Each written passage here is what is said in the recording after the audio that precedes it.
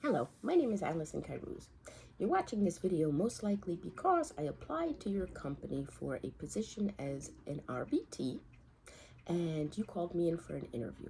Well, I've applied for many companies and I've had many interviews over the last couple of weeks, and I said I'm tired of repeating myself, trying to sell myself, and I'm being very selective on the company I choose, and that is the reason why I'm applying at so many jobs, so I could pick the one that most resonates with me and that I seem to be connected to, because I believe in that. So, I have a lot of training in ABA, I guess you could say. I've done it since I have a 35-year-old, and I've always applied ABA to all my children naturally. I didn't know it was ABA. It was just a technique that I used, and I was successful at it, and I've done it all these years. But when my son was born, who's now 19, or I'm sorry, he's 18, soon to be 19 next month, when he was diagnosed when he was 7, with ADHD, pervasive developmental disorder, borderline Asperger's. When he was diagnosed with all that, I was like, wow, okay, well, I got to help my son. So I did all my work, all my footwork and everything I had to do, and I set up my home. Nobody taught me any of this. This came naturally. I set up my home, dry erase boards. I bought a book, and I bought many books, actually. I have them behind me, about ADHD, about autism, Asperger's, all of those children's mental diagnoses. And I read and I educated. I got involved. I enrolled in big parent to parent. I've been to classes with them. They sat down with me. It was good, great training. And I never had my son on ABA therapy. He was on occupational therapy. ABA therapy, I did it all in the home myself. I don't think he needed it because I chose to do it. I wanted to be the leader in that role. And I succeeded at it. I'm very proud of what I've done, how I've done it, and how I've implemented it, and how I've developed to who I am today. So with my son, it took me 18 months to get him from being that ODD child, lashing out, impulsive moments, that angriness, I hate you words, all of that nasty stuff that he did that I didn't realize in the beginning was actually an issue. Then when he got into school, it was the not being able to stay in his seat, dropping the pencil, blurting out. The teacher says, wait your turn, didn't wait your turn. He kept getting in trouble. He would run around the stage. He was very touchy with children. He would always want to be on top playing. He didn't know how to separate. He didn't know boundaries. And that's where the occupational therapy actually came in, with the boundaries. But everything else I took care of in the home. Now, when I took care of it in the home, I took care of it in the school, and I took care of it everywhere my son was, whether he was with a family member, with his dad, no matter where he was. That routine that I set up had to be followed, and I was very, very specific about it. I was very anal about it, and it all worked. I took electronics out of his room. I don't think children need electronics in their room. I think that should all be as rewards for their good behavior. And I use all of that as power. And what you see here, I will go ahead and go over in a little bit. Obviously, you guys are in the same field, so just by looking at it, you already know what it is, but I'll tell you how I work it. So my son had, when he was in 3rd grade, apart from all those behavior issues, he had a handwriting issue. I set him up for therapy, sent my daughters to Miami Children's to give him 2 sessions. I just told my daughter, see how they do it. I want it very detailed, and you come home and you tell me how they did it, and I'll take it over. So they did. She took him to Miami Children's. Anyway, 1 week, I offered my son a challenge. I gave him 2 weeks. 2 weeks. But he did it in 1 week. His handwriting went from putting letters really close together and slant it on the paper to letters separated the way they're supposed to be on the line. In 1 week, he was offered a trip to Disney World, and that's what did it. If that's what it takes, then that's what we're gonna do. So I was able to, very first thing I worked with my son was sitting at the table. I was able to teach him how to sit at the table, eat your food, and when you're done, you're allowed to get out off the table. Before that, he would run around, take a bite, take an hour and a half to eat his dinner. When after I did the change, 15, 20 minutes max, and he was done with dinner. That all went away. It took me about 6 weeks to get there. It was constant. With the reward, I implemented a reward system in the home. I set up dry erase boards. I got desk reminders made up. I did everything on my own. All this is all my work. I got desk reminders laminated. I talked to my son about everything before I did it. I spoke to him about it, and I think that's really important for children. And I changed his diet. I took a lot of the sugary, colory stuff away. So I completely set up the home to accommodate his needs.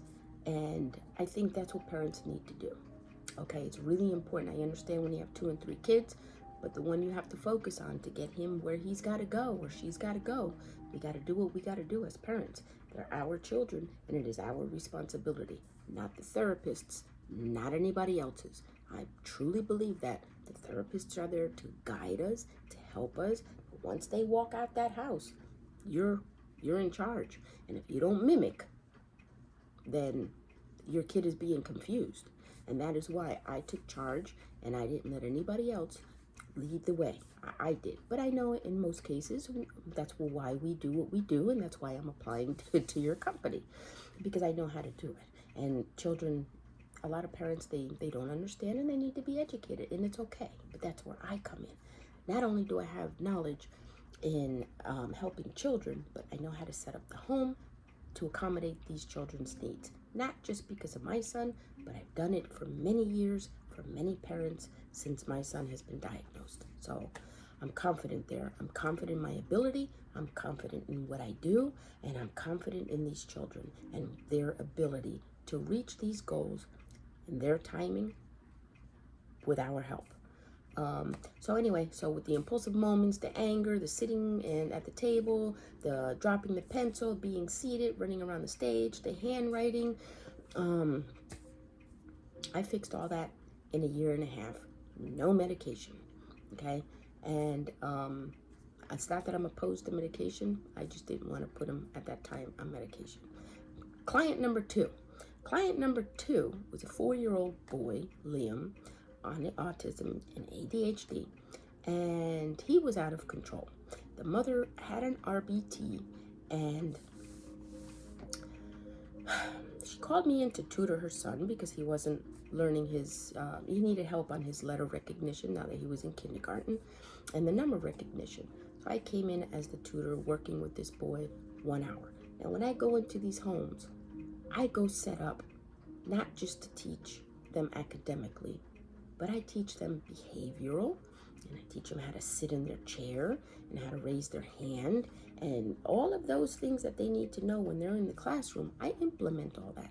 But with this little boy, the first day I went in there, I had my bag, as we all do, and I had a little game. As you know, I like to use motivators and timers and bells and rewards and all that good stuff. Trophies, everything you see here, I've used on my son. Everything. My son had to earn 4 of these in order to get his 8th grade PS4 that he earned that year. Little things like this, and again, I don't need to sell myself on this because this is what we do. This is obviously, but these things here, I like to place these on the desks that I'm working on with the children. I like to put them everywhere where they could see. Visuals for me are very important. Always uplift these kids. Always let them know, yes, you could do it. I believe in you. The more you build these kids up, the more confident they're going to feel. Again, as we know, it is what it is. That's the way we got to do it. So with this little boy, Liam, as my bag, he started touching my stuff. And that was one of the problems that the little boy had, that I come to find out that he was destructive. He touched everything that he wasn't supposed to. He would break everything that the mother had out. And I tried to help the mom, or in the home, the parents have to be on board. You can't leave it up to just the therapist. So I would have worked with the little boy, and on the first session, I had a little game. It was smaller than this one, with a little fishy game, as we all know. I got it in the Dollar Tree, and I wanted to see how it worked. Well, I offered him to play with the game once he was done with his letter recognition session. And he asked me, Miss Allison, when are you leaving? And I found that I caught on quick. I said, he's got something up his sleeve. Why does he want me to leave? So, well, it happened to be that he put 3 of my little fishies from the game in his pocket. And that is why he wanted me to leave. Well, as adults, we know. And he hid 3 of them in his pocket. And I said, I can't leave until you give me my fishes back. Well, he said, I don't have your fishes. I said, yes, you do. I said, Mom, I can't leave until my fishies are back. Well, he returned them. I went to the store that next week before seeing him again, and I purchased the bigger game. And I told the mom, I'm going to show you some magic. I took the big one, a fishy, and I put it on his windowsill that day of the session before I left. And I told Liam, I said, you are not to touch this. This is Miss Allison's, and it doesn't belong to you. It's mine, and you must respect it. I walked away from the child and told the mother, don't think for one moment your child's not going to touch it. It's temptation. He's going to touch it, and he's going to eat the candy. Well, the next morning she woke up. What happened? Candy was gone. Fish was gone. I told the mom, find it. Find the fish, put it where he could find it, because I spoke to him. I said, where's my fishy? I understand you touched my fishy. I talked to him over the phone. And he was sorry about it, and he's lost it. He didn't know where it was. And I told him I was very upset because he touched something that wasn't his. And I would never touch something that's not mine. Well, I told the mom to find it, put it in a place where he could think that he found it, and he's to put it back on the windowsill. I go the next week, and he knew I wasn't too happy. I never take aggression out on children. I talk to children just like this, whether I'm angry or not, because it's not their fault. They're learning. So I asked Liam, why did he touch it? And he said, because he wanted the candy and he wanted to play with it. Okay, well, I talked to him again, the importance of respecting and all that good stuff. Well, 14 weeks after that, that fish was never removed from that windowsill again. And I told the mom I would teach her magic, and that was the magic that I taught her. I would go there every day. We would look at the fish. We would talk about it, but we never touched it. And that was the first thing I taught that boy. The mother thought, she would call me crying. She would tell me I am the only person who can get her son to listen to her. Mind you, this boy had an RBT. There was an RBT. I met with her. I sat with her. I spoke with her. And she told me, I am what Liam needs. Well, I understood what she said after I worked with the client a couple of more sessions. So what happened was, he had an RBT. The mom had called me up, frantically crying, saying Liam got into the refrigerator and he took out all the eggs and he threw them. And he broke them. I said, okay. I said, I will talk to him about that. I digested that. I was at work, so I couldn't talk in detail. And she called me up at night. Oh my God, Miss Allison, Liam hit the baby. And I said, what do you mean he hit the baby?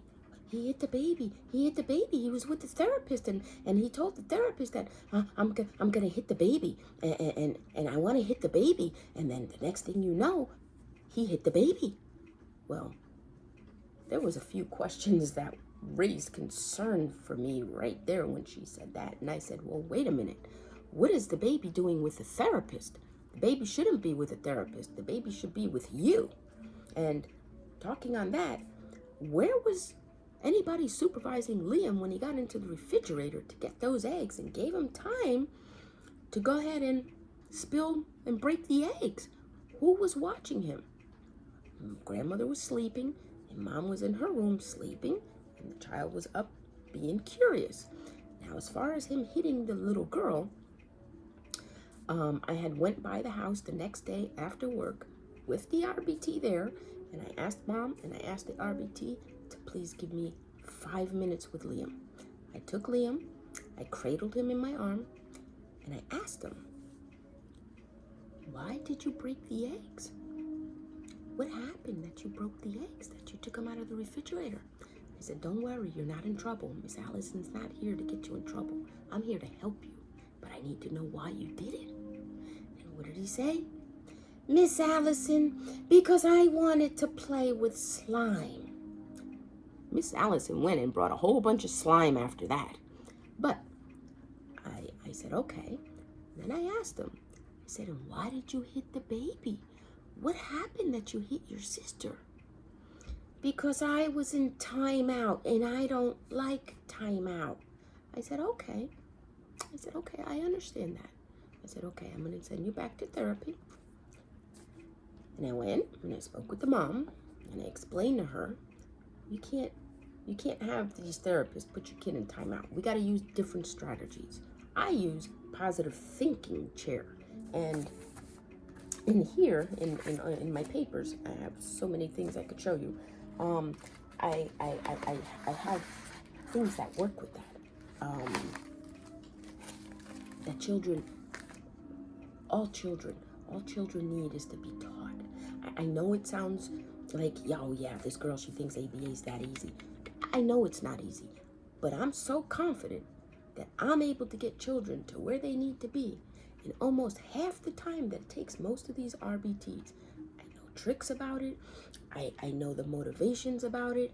I know how to get them, keep them motivated. I don't let them lose the motivation. I always have a plan B. I always make sure that I don't always use that 1, 2, 3. In other words, showing them 3, the preferable preference. Yes, I do it, but I don't have it in front of them. We talk about what they're going to have and what they're going to work for. And I get them to where it doesn't have to be an every session reward. I get them in the beginning. We have to do it by session, absolutely. But then there's got to come a time where you have to start doing it by the week for these kids who are in school. That means they need to behave every day in school, and every day they get a reward, yes. But that at the end of the week is when they actually get to choose the reward that they earned all week. Now with Liam, with that eggs and him hitting the baby and me, telling him about, about how not to do it and all that good stuff. Well, listen, he never took the eggs out of the refrigerator again, and he never hit his sister again. I don't know if it's happened recent because I no longer see the client. But I talk to him, and I believe in constant reminders. When you're working on something, you work on it and you give him that reminder every few minutes, just like when you're teaching a child how to use the bathroom, how to use the potty. Every 15 minutes, you want to go ahead and you want to put them on the potty. Well, same thing with teaching them a behavioral lesson. Every few minutes, what are we not going to do, Liam? Oh, that's right. We're not going to touch the eggs. And what do? We're shaping their brain. That's what we're doing. We're there to shape their brain. So, it's those little tricks. It's those little tricks that I know how to do, and I know I'm blessed with it. So my next client is a boy who I've been working with.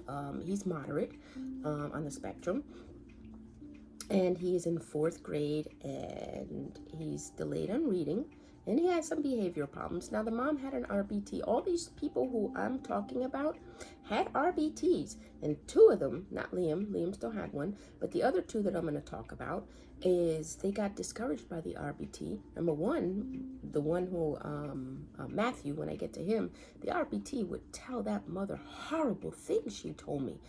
And that's something we should not do, and she should have definitely been reported. But obviously the mother didn't know, and I wasn't around then, so but anyway, so this boy Julian, he's 9, and he's in 4th grade, and he's struggling in reading, and that's what the mom hired me for. So within that, I explain to her what I do, and I teach him behavioral. You know, I teach him how to behave. So when I got with him, he would kick the chairs, he would climb in his furniture, and he would do all these things that he wasn't supposed to do. And I said, no, we can't do that. So I implement the reward system, whether I'm tutoring mainstreamers, ADHDers, or autistic children. I do it across the board. I use the same technique. I don't change it. It's just what I know that's what I know. So I implemented the reward. He said he liked McDonald's and tacos. So every 3 weeks, his reward for behaving is either McDonald's or tacos. I only buy him 2, so it's not, filled up with a whole bunch of junk food. I kind of control it, but he looks really forward to that. Well, at one of those sessions a few weeks ago, he kept asking his mother after the session, of course, Roblox. I want Roblox. I want Roblox. And I said, Mom, what he was saying if he can get it yet. And I asked him, what does he want? And then that's when the mom said Roblox. So he's like, the mom says, oh my God, all he wants to do is Roblox. I said, well, wait a minute. You're spending $10 every time he asks you? He's like, yeah, because I used to do that to my son, but as his reward, so I know about it.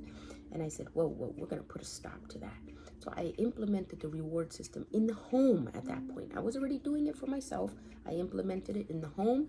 Well, we're going on the second term, the second session of 2 weeks that he's earning his Roblox card. Now, how did I do it?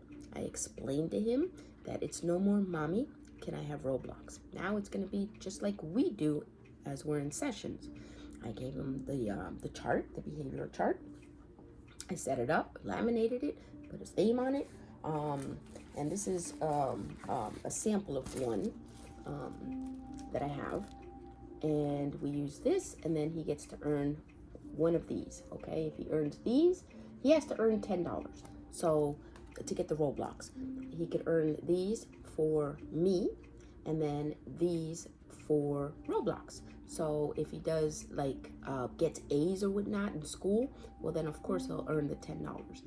On a weekly basis, it's the $5. That's if he helps in the home. It has nothing to do with what I'm doing. So because he gets the reward from me, and I got the mother on board. She swears it's magic. She can't believe how well it's working. The boy, I made a video. He had to get a few more points in order to get his reward. So I gave him a little push at that instead of waiting for the following week. He needed 10 check marks, and he only had 8. So I said, okay, Julian, your mom went to the store. So now that it's me and you, I want you to go ahead and clean up the living room. What did he do? He put the shoes in the corner where they belonged. He fixed the pillows. He put his toys away. He put, and then I had him take out the trash. I had him put a new bag in the trash can. He put the 2 bags outside. And as we were gonna walk and take the garbage out, Mom was unlocking the door with her key. And to her surprise, her living room was clean. And I said, Mom, he earned his 2 extra points. He looked at Mom. He says, you mean you have the money? Before Mom could say anything, I said, absolutely, she has the money. She put the money aside because she knew that you were going to go ahead and earn it by doing what you got to do. And of course, I looked at the mom and winked at her because I'm training her. Worked out perfect. Now, Julian gets to get something Friday from me because he did his work for me. I test these children. I academically, I know ABA is not academic, but I'm telling you what I do with my children. I will put the timer on, and I will see how fast they could read. I will see how fast they could play the games. I do that with ABA. A lot of times you want to see how fast their brain operates. Put the timer on. Hey, let's see how fast you could put these in the box or whatever it is. Okay, so moving on to my next client. That was Julian. Again, with Julian, he would kick the chair. He would throw things. He wouldn't listen. It would take me 5 minutes to get him on the chair. All that stuff went away. That all went away, I don't know, maybe after the 5th session, which was a month and a half. Okay. Now he looks forward to me going there, and because he knows it's all about the rewards. It's not about the rewards. It's about us getting them to where they gotta be, but to them it's the rewards. and their brains are being shaped, and they get to be who they're going to be, thanks to us. And, okay, so then I have this other child. His name is Matthew. He's 10 years old. His mother had an RBT in the home.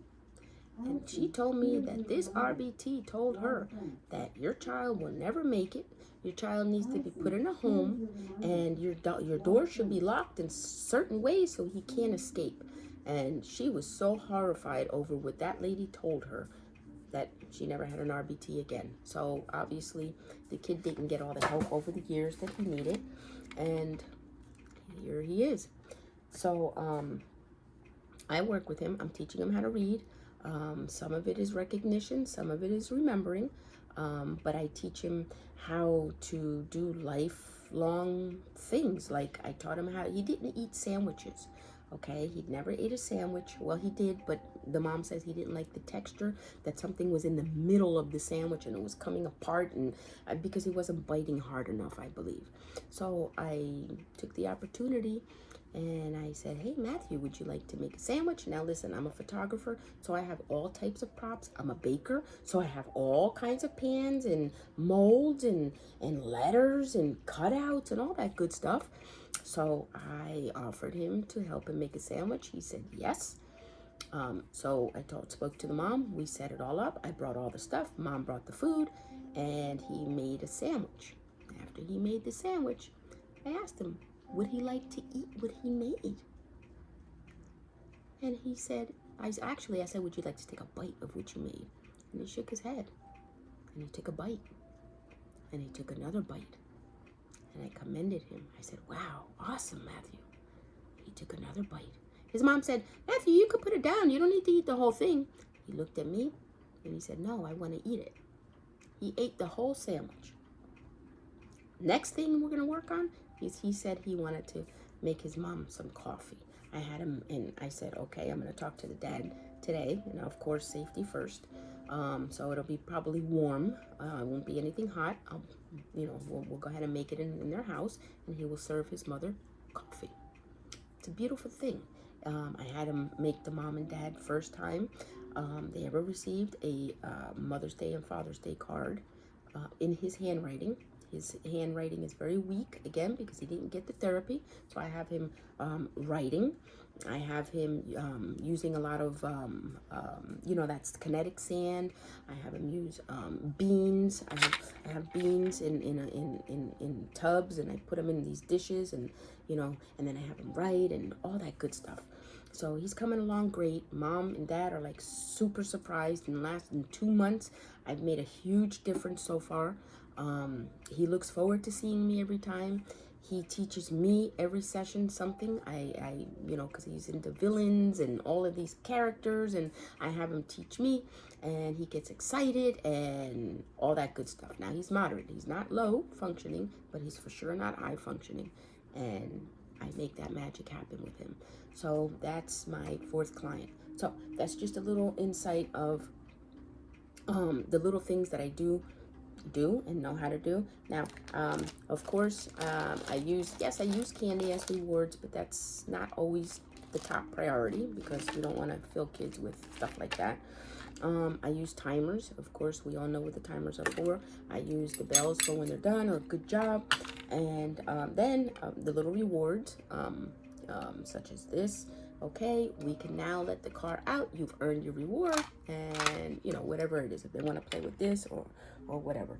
Now I know how to set up the home for the parents. I know how to, I can go to a meeting for an IEP to set up the child's 504 or IEP. I know all about the accommodations. I don't think that the schools need to choose all the accommodations for the children. Sometimes the parents need to choose, because the parents know more of their child than anybody else. So I step in and I help the parents. I guide them and give them what they need. And I'm successful at it. I'm successful at it because I understand. Now, I just want to show you a few of the things, and then I'm going to go ahead and get into, I guess, part of the interview. So I have a book that I have a binder, And I know it's a lot of things to look at, but I have over 100, I have 2 pages of this, over 100 topics to talk about, okay? From depression to rewards to saying no, manners, whatever it is we got to teach our children. I have topics on it. And I work with those children based on whatever their struggles are, depression, whatever it is, anger, character traits, stress, grade goals, if I change, motivation, if I make a mistake, whatever it is, I go over, whatever the child's struggling with, okay? Then when they do something wrong, we go ahead and we sit down like that positive thinking chair. I have this, the think sheet, okay? And again, it's the ABC, antecedent, behavior, consequence. It's pretty much what this is, or works hand in hand, should I say. Schedules. Listen, schedules. Kids, listen. Kids like to be free and roam free, but kids also like structure. And I find the more structure kids have, the more well-behaved they are, okay? Now I'm gonna go ahead and the desk reminders. All the stuff that I show you here, everything I used on my son. Okay, this is a poem that I wrote about, this one's actually ADHD, but it also applies to autism. Desk reminders, I got more that had falling on the floor, which I won't lose focus on the video. I give, when they achieve, I give them rewards. I got all kinds. I got binders full of this stuff, okay? And now that you see a little bit of what I do and you know how I do it, here goes my binder. Of course, I'm CPR certified and all that good stuff, but here's my binder. I have all of the anger, everything I just showed you. I don't want to go ahead and make a mess of myself here, but everything that I just talked about, those 100 topics, over 100 topics, they're all here. And I just dropped something very important that I want to go ahead and. So as I'm working in my sessions, I always have dry erase boards. I work with dry erase boards, okay? I'm very heavy on the messaging, so I always have some blank ones. I always have these set out on the table to give them visual reminders. No yelling, you need to raise your hand, wait your turn. Whatever it is I'm working with the kid in the session, I always have the visuals so I could point at it. So I'm not always interrupting. All I got to do is point at it. And I have these, feelings. How are they feeling today? Again, there's more, desk reminders. And again, there's all different ones, whatever it is. And then manners, like keep your hands to yourself, stand in line, no jumping, all that good stuff. I have little books that I have motivational sayings, and then they can fill in the books. And again, of course, these are for more higher age children, for the writing and all, of course. There you go. Success, it doesn't come easy. You got to work for it. Chores bucks, always motivators, always motivators. I believe in myself, always uplift these children. Listen, I believe these children need to be uplifted. We got to build these children. I built my son, and I'm all about it. That's what I'm about. So, the next, one of the things that I do, here goes more. The next thing I want to show you before I get into the questions that I wrote down that most likely you will ask me, which I think I kind of showed, I kind of know something about what I'm doing here. This is what my son wrote me 2 weeks before he graduated school. Okay? 2 weeks before he graduated school, on that same board for 10 years that I wrote positive messages. That's what he wrote on that same board, that message to me. That's what made my journey so worth it. And all that training I got over the years, and all that passion that burned in my body to make this boy be the best version of who he's gonna be. that was all worth it. And I do that for children across the board. I'm passionate about what I do. I know what I'm doing. I'm confident in what I'm doing. I make changes quicker than most of these new RBTs because I've been there. I understand the mind. I got the setup and I have the know-how. It is what it is. Okay, so questions that you would probably ask me. What motivates you to succeed as an RBT? You know what motivates me? The kids, their minds. To know that it's me who's going to be molding that child's mind is a great honor and pleasure. What do you enjoy most about being an RBT? The rewards that come from it. Simple as that. Getting the kids to where they need to be. Nothing else said. Why are you interested in working for our company? Well, as an RBT, obviously you are on Indeed, so I applied. I didn't go into depth looking at the company like I do with some, so that's why I applied. But then I did go on your website and check it out a little bit once, I got the call for an interview. What do I consider my biggest strength? My biggest strength is the know-how. That's my strength. I understand their brains. I know the protocols. I know how to motivate. I know how to have a plan B. I always have a plan B. I know what it takes to get these kids to where they gotta be. I know it's gotta be persistent. I know you have to be persistent, consistent. It takes a long time sometimes to get these kids here. For me, 2 months is a long time, but for some people it takes longer than that. Okay. A repetition, you have to keep repeating it. You got to keep, it's a circle. You got to keep on. You got to keep on and keep on. Keep reminding them. Even after, once it's maintained, you got to continue. Now, if I do my work, the parents got to do their work. They got to continue. They have to maintain it, because if they don't maintain it, they're going to revert. And that's not what we want. Why are you interested in leaving your current job? Well, I'm working in a company that I'm a purchasing agent. I'm happy there.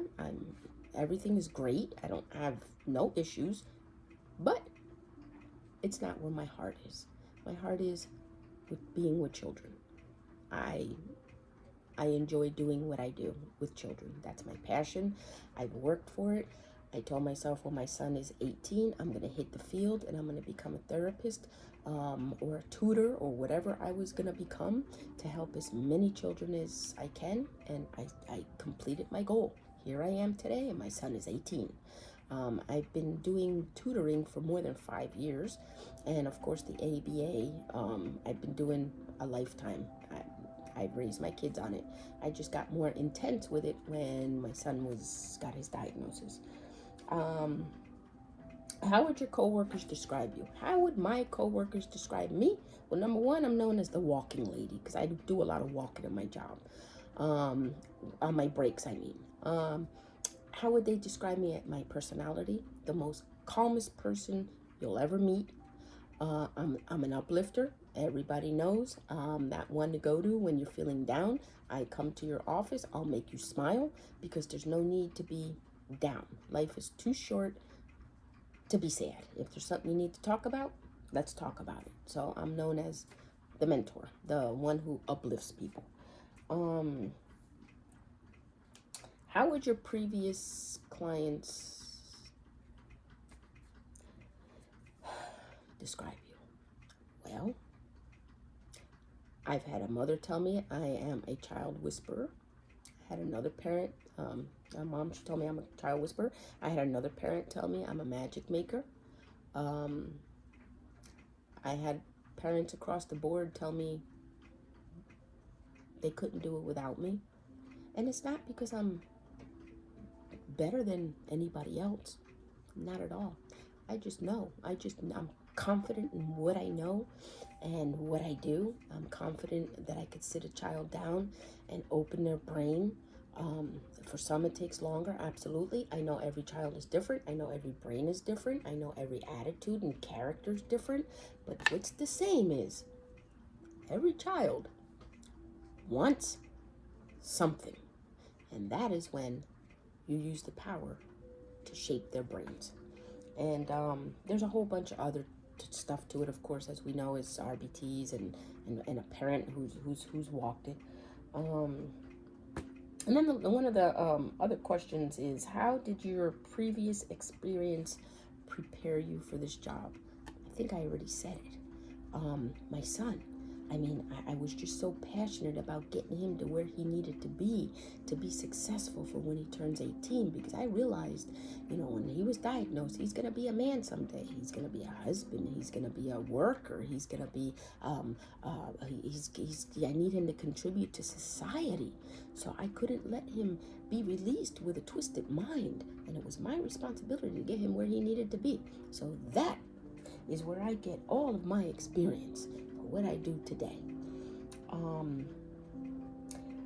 Describe my leadership and how does it influence to approach a child? Well, I think you got to learn of the child first. I think you have to sit down and have a conversation with him, get to know him, get to know his likes and what he doesn't like, and all that good stuff. And just to know that these kids, their potential is there. They have the potential. Their brains are empty. It's up to us to go ahead and fill in those brains and build these kids up to be the best version they could be. And it's all possible.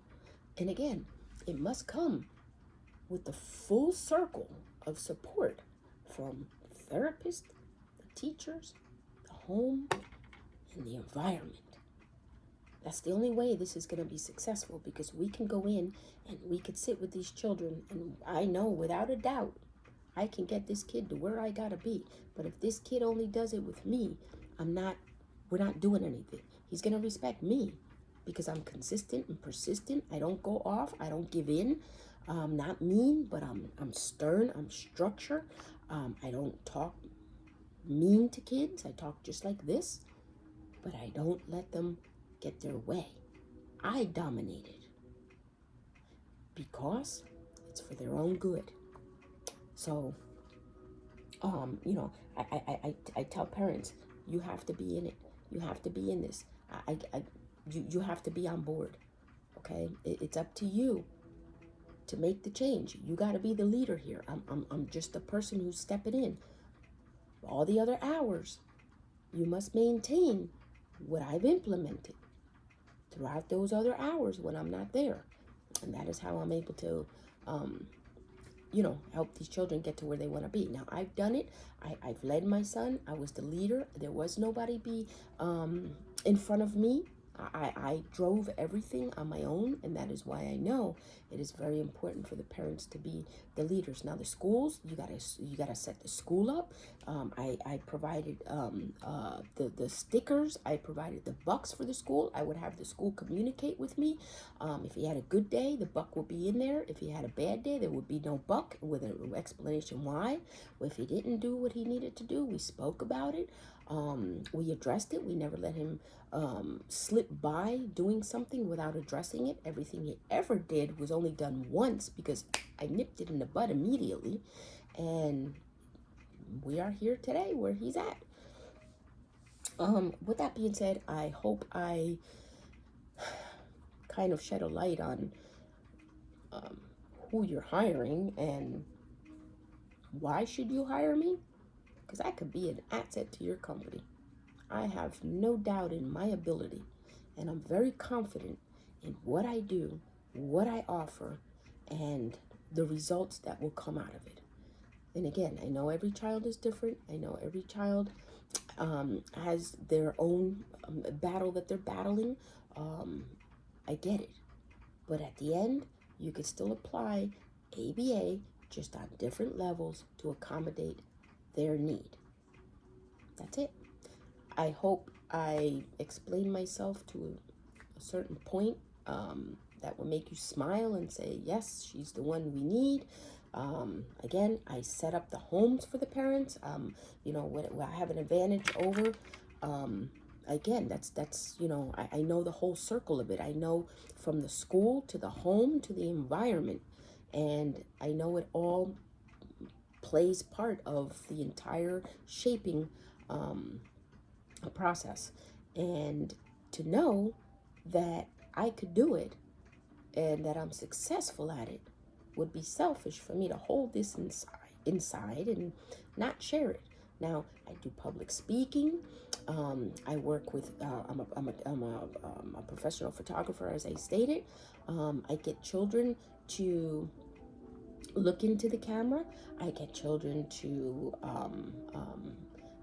I use the camera as a way of having kids look into your eyes, the ones who have those social issues, and with them taking pictures and looking at themselves and seeing themselves and being silly and being happy and having a sad face, whatever it is. Just take silly pictures and show them and have them have fun. And the more you do it, the more they're going to want to look at the camera. The more they're going to want to look at the camera, the more you can move the camera away and have them look into your eyes. The more they look into your eyes, the more they break that cycle of not looking you in the eyes. Now, I've got the kids to give hugs. The kids who didn't want to give their moms hugs, I got them to give hugs, working with them little by little. I have this one student I'm working with. He backs up and gives hugs from his back. I'm turning him around, and he's starting to give me hugs the correct way. So little by little, little by little, little by little, one step at a time. Now, you might say, well, gosh, she has her company and she already has her clients. Is she going to have time? Listen, I don't separate, I don't mix my daytime job with my companies. I know how to separate it. I've done it for many years. I can handle it. I've worked full time for months. Well, for years I've worked full time, but in the last couple of years I've been working. I've built my own company doing this. I was in college, just graduated college, in psychology with my AA. I was in school. I was doing my RBT. Everything I did with the RBT, I did all by myself. I got no company. I did everything on my own. The 40-hour training, all of my certifications. I got my Miami-Dade public school badge. Everything I did on my own. So I know how to.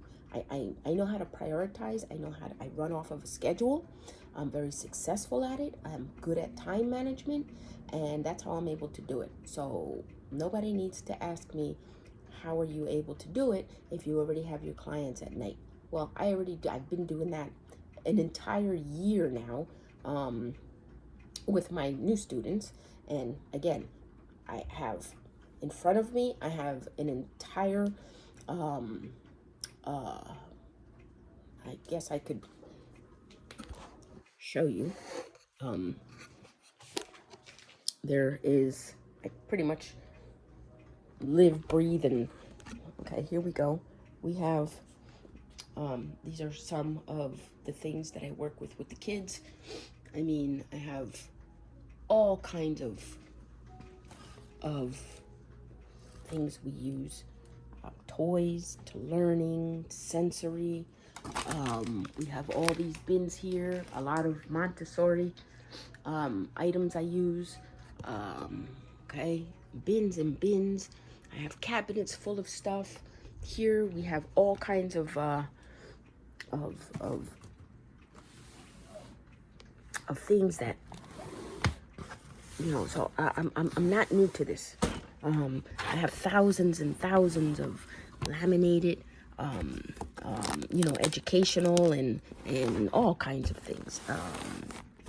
You get the gist. You get it. So anyway, I'm not going to take up any more of your time. I do got to get to work, but I did want to make this video so you see who you're hiring, who you're potentially going to hire, the knowledge that I have, the experience. It's not something that I woke up and said, I want to become an RBT and help children with autism. It's something that I've done for a long time. It's something that is natural to me. It's something I'm passionate about, and it's something, I'm someone without a doubt that the world needs.